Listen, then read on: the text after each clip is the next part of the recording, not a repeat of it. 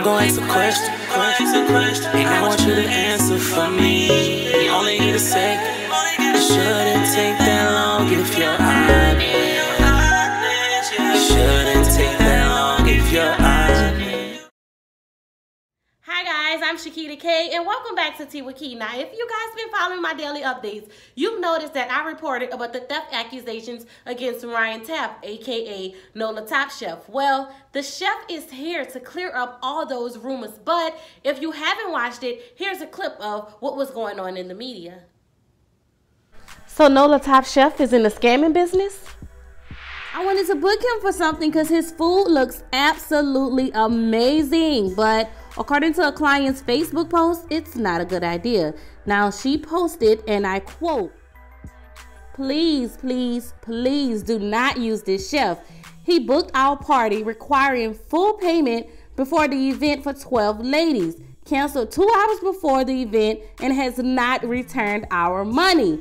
Now, after researching, it was made apparent that he does this on a regular. He seems to only do 50% of his parties and con the other 50%. Do not be fooled by his pseudo-Christian speeches and references to his deceased mother. He is a con with a police record. Do not gamble with him. You will lose. Now, in his defense, he went live on Facebook saying that he gave half of the girls their money back and he's still in process of giving the other half their money back. Well, okay, so first and foremost, thank you so much for being here. I really appreciate you coming and clearing up your side because that's what it's all about at the end of the day. So can you get into that day and tell me exactly what happened? That day that, are you referring to the day the house call was supposed to be booked? Yeah. 12 o'clock that noon, I told her, I said, listen, I may be a little late because I'm at the bank. I'm going through a few issues. I had a check deposit into my bank. It was $2,400 for a house call that was booked in March. I guess Jefferson Financial froze it at Tuesday. Instead of freezing the check, they froze my account. I guess because of the large amount. And so they said it would be released Thursday. Thursday was not released, but I didn't notify them because I was waiting to Friday morning. Friday morning, 9 o'clock, nothing is released. I'm at the bank from 9 all the way to 12, just trying to get things together. But wait, so the house call was that Friday? The house call was that Friday, okay. So I didn't, Tuesday when they froze my account, I could have reached out to them and said, yeah, look, my account was frozen. But they told me it was going to be released that Thursday, which it wasn't. So I didn't bother telling her because there was supposed to be no issues. All right, so that Friday I said, listen, I'm not canceling. I'm going to be late because I'm still dealing with bank issues. Just because I can't get funds to my access to my account don't mean I won't come. Okay, she said 3 o'clock. What's going on? She texted me at 3, say, Eric, can I get an update? I said, I'm still at the bank. I'm still making things happen. If something don't happen, I'll contact my dad. I'll get some money. He's working, but I don't know what time he gets off. Okay, 5 o'clock comes, she asks again. But right now I'm cooking. I'm busy. I'm making money so I can, make it to the house call. The house call was for 7. So you were cooking for that event? I was preparing myself. I do my concept house calls on the go. For people that can't afford a personal chef, I take that same food and I deliver it to their door. Gotcha. And that one right there, it helps out. It makes money within an hour or two, so much money. So okay, my bank account is frozen, so I'm gonna do that. So when she texts me at 5 something, I guess asking questions, I didn't see it right away simply because I was cooking. So at 6:09, she texts and say they're canceled. And with the proof I have on me, she said they're canceled. Again, the house call was for 7 o'clock. She canceled at 6:09. Okay, already knowing that on my website, on the invoice, anything you have, it says your deposit is not refundable. And also, if you cancel your event, the time. Wait, so she canceled at 6:09 and her thing was for 7 o'clock, but yes. You had already confirmed that you were going to be there for 7. I never told her I was not coming. My words to her was never say, I am not coming to your house call. I will not be able to make it to your house call. No matter what house call I'm at, I always make it. No matter what it is, no matter what I do. In a case that something happened where I may forget their Patron margarita for their beverages, when I get there, I say, I'm sorry, I forgot your Patron margaritas, but I will go ahead and refund that amount back. But in that case, none of that never happened. They canceled, I did not cancel. So when they canceled, she was like, they're just going to take the money back. They're older women. They are older women. I was raised right. I'm not big on money. It's $900, okay? So with how nice I am, I said, okay, I'm gonna go ahead and refund you guys your money, okay? But it's $900. Give me a process. no more than the next day, I get text message from a bunch of people that was part of that party saying anything on a refund, anything on a refund, anything on a refund. So I'm like, okay, I'm working to get it. Just give me some time. I'm working to get it. Okay, no Sunday, but then you got Monday and Tuesday. Everybody's starting to get, they're starting to get upset and angry. Okay, so I called 12 women. 12. 11 were understandable, saying, okay, yeah, we understand, no problem, don't worry, just get in touch when you can. But there's one woman I called, the woman that made the Facebook post, she was already furious. Like, she already had a vendetta against me. This is my first time ever talking to her. She was like, you're going down.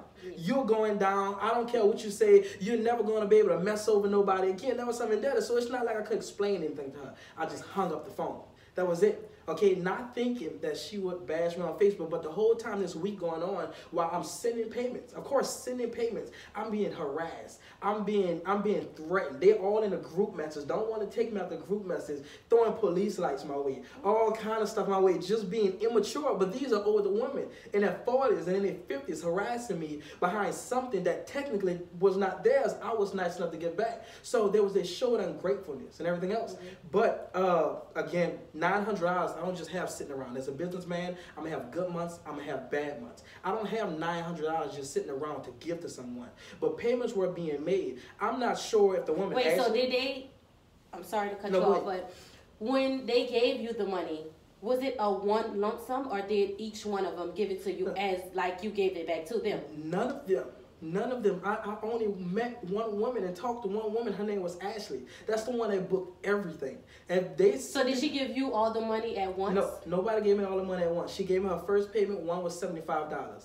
The next day, she gave me, I believe it was like $5.25 or something like that. And then the following Friday before their house call, then they went ahead and deposited the rest. That's what they did. They went ahead and gave the rest. So nothing was given all to me full for me to say I'm gonna give it back to y'all full. It was staggered in, and so I'm making payments again legally. I could have ran away with the cancel word. I could have been an asshole. You say you cancel, this is my money. Yeah. No, I didn't do it. I was nice enough to say I'm gonna make the payments, but they didn't make it easy for me. Okay, so this is what I wanted to know. The day of the party, and you called them and said, "Hey, I'm gonna be a little late." You don't think that was extra stress on them? Yeah, I mean, which is understandable. Like, if you know that you're gonna be there at the right time, like you're gonna make it, why call them and even stress them out? Which is understood. The call was to say I may be a little late. It was 12 o'clock noon, but it was not even a call. It was a text to Ashley, the only one I know, the only one I booked, and say, hey, I'm not sure what's going on at the bank, but I may be a little late. I never say that I wouldn't be there for 7, and I never say I will be late. It's that so in case something's going on, the right thing for me to do as a businessman, to call the client and say, hey, something's going on. I may be a little late. Please save me some grace. And 9 times 10, if you communicate with them, then yeah, it's better for me to tell them than show up there for 7:30 when their house calls for 7. So it's communication with me. So that's why I inform. But you know how Ashley battle was, well, we got a lot set up. We still don't know what's going on. We didn't know what you were doing. Can you blame me for canceling? I say, Ashley, with all due respect, you ate with me before. I did a house call for you and some friends before. I say, with all due respect, I show up. The food is good. Everything is quality. I say, with all due respect, she say, put yourself in my shoes, chef. What would you have done? I say, honestly, I understand what you're saying, but in a case that your house call for 7 p.m., my house call for 7 p.m., you're my chef, I'm not going to cancel and expect my money back until 7 o'clock. But why not? Listen, why not? Okay, if I call you at 5 and didn't get any answer, and now it's 6 o'clock, it's an hour before the party, and you still have yet to contact me, it's the day of my party. All I'm thinking is, oh my God, I have no food. Right. So, yes, like, why do you blame her for canceling at 6:09? I understand it's kind of crazy, but why should she wait until 7 o'clock? Right. But in case that I didn't blame her for fear that because she did contact me to find out what was going on, but I was busy cooking. Gotcha. Right? Okay, so I don't blame her for the fear. But legally, you cannot get upset with me when you canceled at 6 or 9 when your event was 7. So you say, put me in your shoe. Legally, if I know I'm going to pursue something, if I'm going to get upset, I'm going to see if he's going to show, if my chef is going to show up for 7 o'clock. But why would she do that? If it's my party, he's not answering. The only information I have from him is that his account's frozen, and if need be, he'll get the money from his dad. It's 5 o'clock. I still have yet to talk to you. Now, why should I wait until 7 o'clock till my guests get here and everything, and now you don't show up? Knowing you said that you always make all house calls. Correct. So I get that. I get your side. But look at her side. Like, you think? Yeah, I mean, again, I get her fear. I Right. get her worry. I mean, we're going to worry a lot in this world, but just because we worry don't mean something bad is going to happen. Now, But again, why chance it? Okay, it don't. But with Ashley, it's not Ashley's first time eating with me or being in my presence as a personal chef. Gotcha. You know what I'm saying? It wasn't. And again, understood her worry.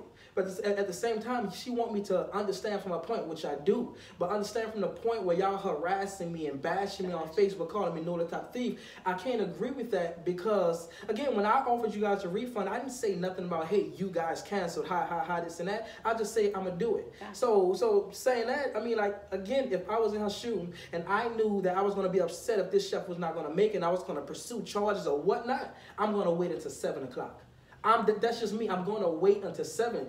I understand her worry. I understand why she canceled. But the road that they're taking, trying to take me down and trying to harm my business, they're wrong because they canceled at 6:09 when I never ever So told her. did they press charges or anything? It was a bunch of threats in the text messages. It was a bunch of threats. We're going to police and this and that. So I said, you know what? I'm going to play. I'm going to put the ball in their hand. Mm-hmm. So legally, if I make a payment, whether $1, $2, or $3 or anything, going towards what they say I stole, then it's no longer criminal. It's civil. Gotcha. So you took something. So now it's civil. So when I did that, the husbands called me and said, oh, you did this to buy yourself more time? And I told the husband, I don't owe you guys anything. I'm doing out the kindness of my heart. So it made him mad. It made him furious. So it wasn't the upset. Ashley guy, the Ashley girl who did all of this, or was it one of her party members? It was one of her party members. Ashley, again, Ashley and Tyra, there were two people part of the party. So they understood. Yeah, they were understanding. So you don't think that they should have told? This was my battle with Ashley. Hey, because everyone, other people Because saying, she know you, not them. yes, other people were saying that you cancel. My question is to Ashley, did you tell them that the party was canceled? Because you text me and say they canceled. Now, did you tell them that you canceled this party, Ashley? Because you have a lot of other people saying that I canceled. So me and Ashley talked tonight that all this was on Facebook. And when I told her, how I feel, she said, listen, at 6 o'clock, you shouldn't have still been trying to make arrangements to get to my house. She said, you should have been on your way because I'm sure you stayed 45 minutes, an hour away. I said, no, Ashley. I said, when you put my address in the GPS, I only stay 14 minutes away. So you can't determine what time I leave my house to get to your house as long as I make it. If I made it at 7:01 or 7:02, you have a case. I don't care because I say it's 7 o'clock. So if I made it at 7:01, you have a case. So after I told her that, she said, okay, chef. And that's the last time I heard from Ashley. The last time, $900. I made $600 of payment. $600. Okay, after them doing this and bashing me and making all kind of comments and threatening me and all kind of stuff, I said, I'm not sending no more payments. If you feel like I owe you something, then let's go to civil court. Because I was making payments. So, okay, so as of now, did you pay all of them back or it was just the $600? Just the 600. And how Ashley sent that out, that's how Ashley sent that out. But like I told Ashley, what is the point of me paying the rest of this money when this woman, Vashon, won't stop?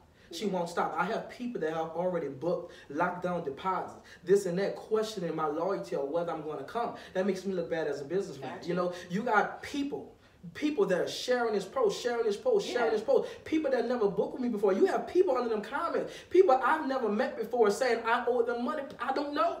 I don't know these people. I'm getting late night phone calls at 2 o'clock in the morning saying. So you think because there was a lot of comments under the post that the lady made, and it was a lot of people saying like you do this continuously. Yeah, I've seen the screenshots. Yeah, and I've seen it all. When this post was made, I blocked her immediately because I don't respond to this kind of foolishness. Gotcha. It's not the first time I've been bashed. My goal is just to stay focused. You know what I'm saying? So how many times have you been bashed? This is actually my 3rd time. One person told me she didn't have enough meat on her pasta, so she decided to bash. Okay, but it was the small. The second one was somebody saying, hey, her pasta was dry. I mean, people don't understand. It's Alfredo. I'm coming from the West Bank all the way across the city. You can't expect this cream sauce to still be wet when you get it to you. It's going to be dry no matter how much. Like the hot plates and all of that? I put it in aluminum containers sometimes just so it can stay hot. I can guarantee you that it's going to be hot. I can So wait, guarantee so the it's house gonna be calls, you fix the food at your house, then go to them, or that's house calls on a go. On a go, That's gotcha. a delivery concept. So House it's call, two different. Yeah. House calls was the first thing I started where I go to people's house, appetizer, entree, dessert, beverages. I provide everything. All I need is a kitchen.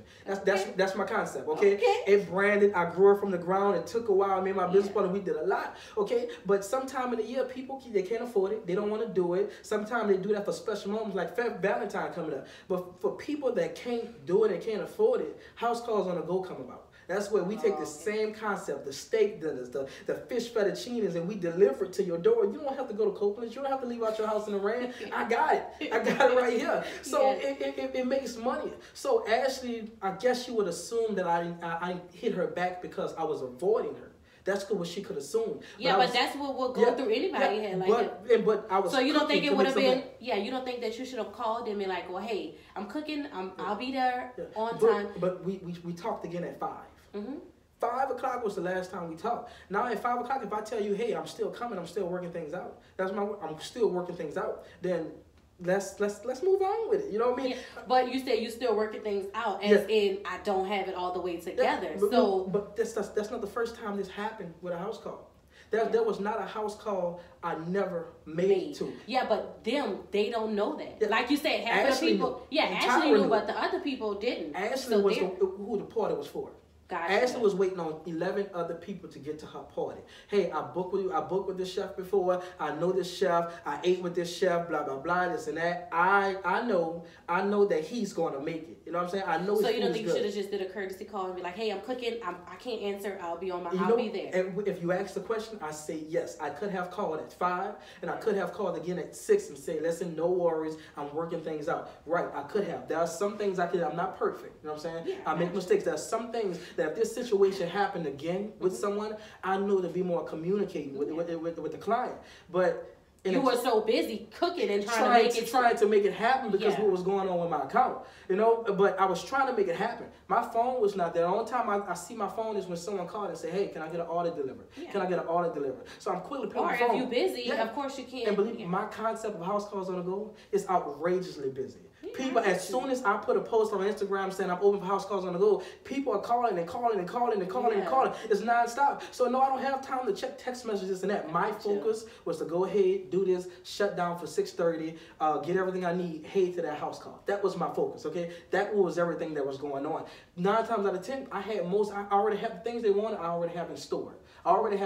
So maybe I need to go get the smaller items that they need that I was missing. Again, no funds, nothing like that. So me making $200 would have took me 15 minutes to go in the store, get some lettuce, get this, get that, head to the house call. Done. Again, next time this happened, I know how to handle the situation. Yeah, but I get it. You're not perfect, but you were cooking, so that was my clear up. Like I was like, okay, well, did he even start the food, or was it like 5 o'clock and he haven't even started the food yet? But you were cooking, and that's why you didn't answer the phone for them when it. Gotcha. But with Ashley and Tyra being more understanding, even when I text Ashley the other night, I say, with all due respect. Anytime I text Ashley, with all due respect, because y'all have booked with me before. Y'all have spent y'all money before. So you think that they could have told him, like, no worries, yes, be here? Yes, I believe that, but I can't control that, and I can't say she can do that. I can't say that. Right. I really can't. I want to, but I can't say that. But this post have went so viral that it's putting other people under that say, I did this and I did that. And you don't know those people. And I don't know these people. I don't know none of them. Zero. And guess what? The first post I made, I just try to get people on my side. I try to be more apologetic. That's what I try. I try to be more apologetic and say, no, I'm not perfect, I'm sorry. But still tell the truth and say, no, I didn't cancel, right. and this and that. But that didn't work. Because even after that, I get to wake up 2 o'clock in the morning, head to the chef. Yeah, this is the chef. We have a message for you.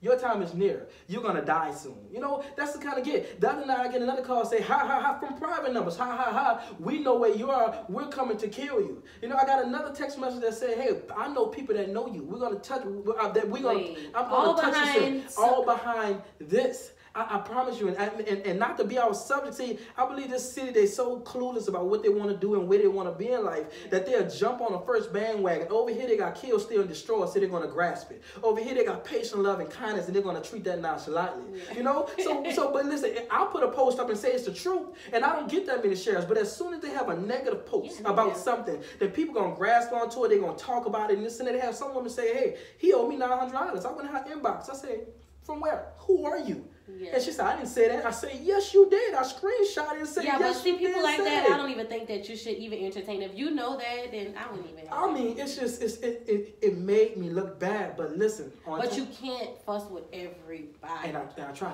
I block it all the time. But people kept saying, Ryan, you have to say something.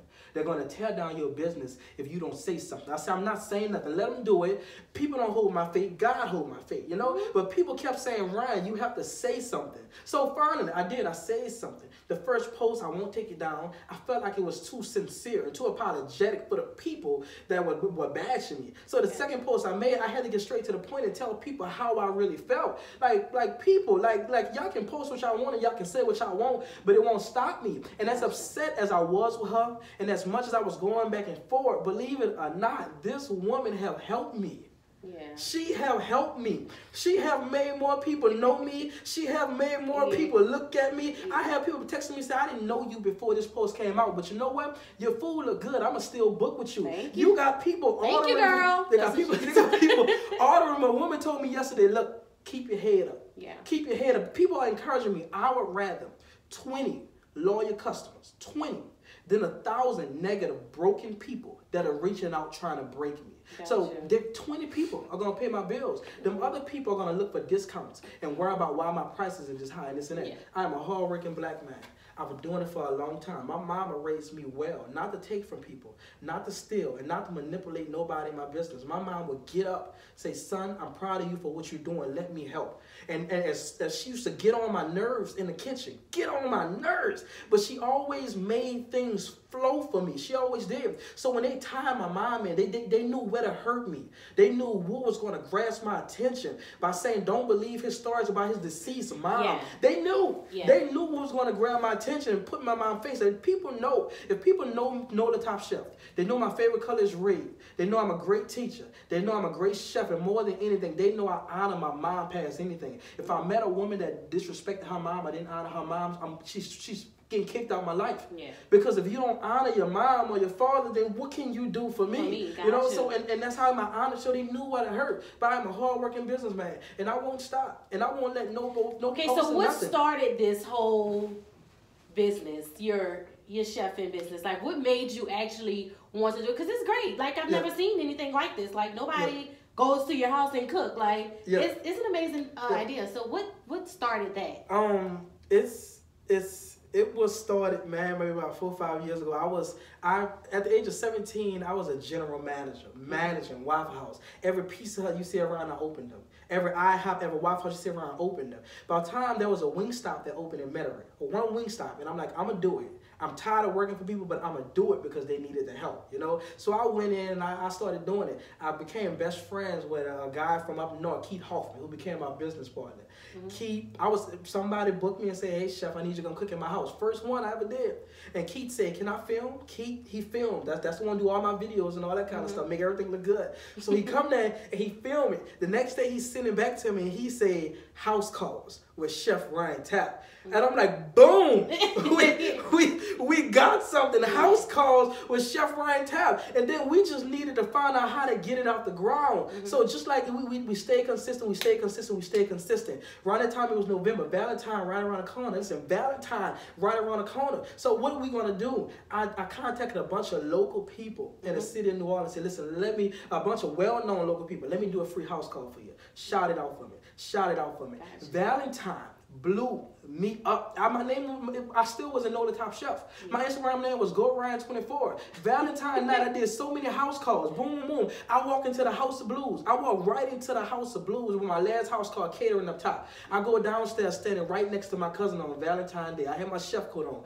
The spotlight come on me and say, look, NolaTopChef in the building. You know what I'm saying? DJ Papa, everybody so shouting out. Name came from. That's where the name come from, NolaTopChef. And it was just so much love. People was talking, people was following, all kinds kind of stuff. People like Super, you know, the Hair Connect. Yeah. A lot of people that started me, DJ Pop, a lot of people I can say, yeah, I'm grateful for that started me. People I never forget that say they started house calls, and house calls just grew and grew and grew and grew and grew. And I can say, no matter what nobody said about my business, I'm proud for how far house calls have came. February coming up, you got the Zulu Ball, people gonna do catering. You got Valentine, you got income. You know what money. You know when black people get income tax, money, they don't care how they spend it.